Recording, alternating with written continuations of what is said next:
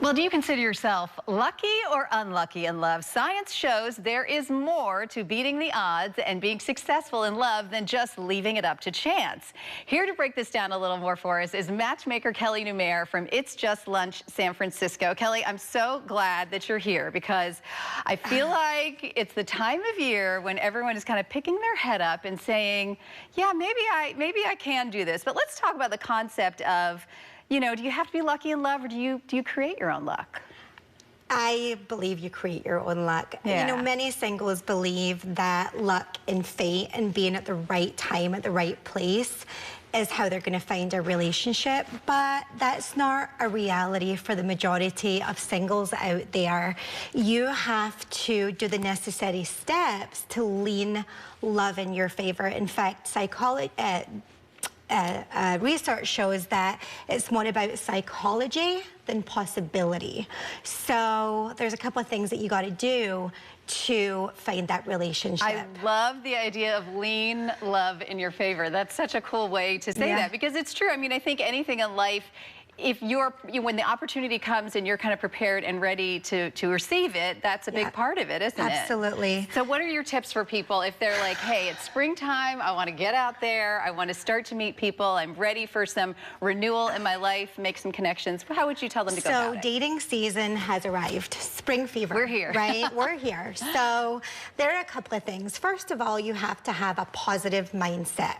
Right? So thoughts become things. If you say to yourself that, you know, all the good ones are taken or married and I'm never going to find my person, then guess what? So you have to have that positive mindset and create some opportunities for yourself. You have to change up your routine. If you're doing the same thing over and over and over again and you're expecting a different result, it doesn't really happen that way. They say the definition of insanity is doing this, doing the same thing over and over. I tell my clients that it's just lunch. I have clients that call me and they've been on these dating apps and websites for 6 or 7 years, and I'm like, oh my gosh. So I would say change up your routine, maybe do something different, like hire a dating coach or hire a matchmaker. You're opening yourself up to more people and more possibilities, and then you definitely want to give chemistry a chance. Right? Okay, I like that, because that really, to me, is the thing, right? You can meet someone, but it really has to be that, there does have to be that spark, there does have to be that thing. That's part of our DNA to kind of look for someone that sparks that interest. 100%. And there's two types of relationships that happen. There's that instant butterflies in the tummy, all the feels, all the things. That's what we want as human beings. But there's also a relationship that develops that's nurtured over time, right? So you go out on that first day and you're kind of on the fence. You're not kind of sure if you want to meet that person or not. And you go out on a second date. Before you know it, by date number 5, they're like the hottest person on planet Earth.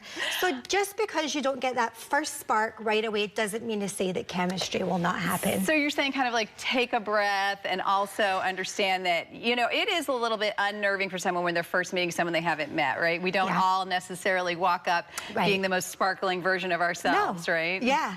And, you know, I believe that there is something beautiful and unique in every single person. Oh, I love that. And that if you look for that when you're dating, right, because you don't have that spark or that chemistry right away, it's not the end of the world. You know, if you look for something beautiful in everybody and you apply that to your next date, love is going to find you sooner rather than later, I promise. Oh, I love that. Okay, so springtime, what about this time of year? There's certain things people should be thinking about, types of dates they might set up to go on, or where they might put themselves that's going to be a place that's different, that they haven't been, that they're more likely to encounter people that they might like. So, especially here in the Bay Area, the weather has been a little crazy. I know, it's been nuts.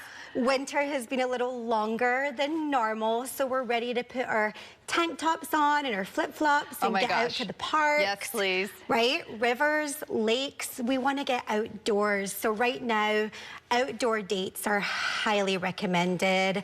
Set up a little picnic in the park, you know, do little walks along the beach. Just get outside and enjoy the weather. I love that. When you think of dating, what's your favorite date that someone ever took you on? I'm curious if you have like one that you remember that you're like, you know what, this was so well done. What a great idea.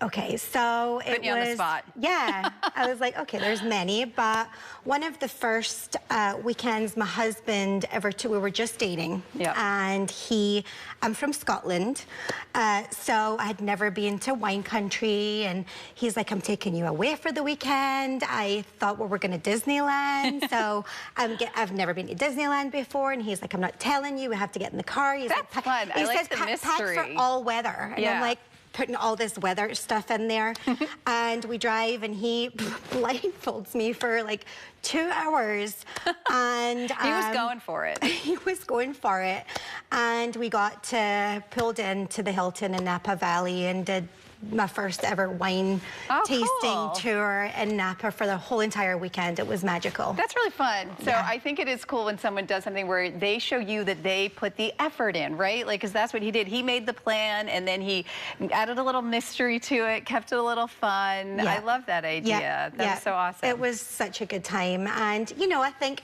it doesn't have to be a grandiose thing.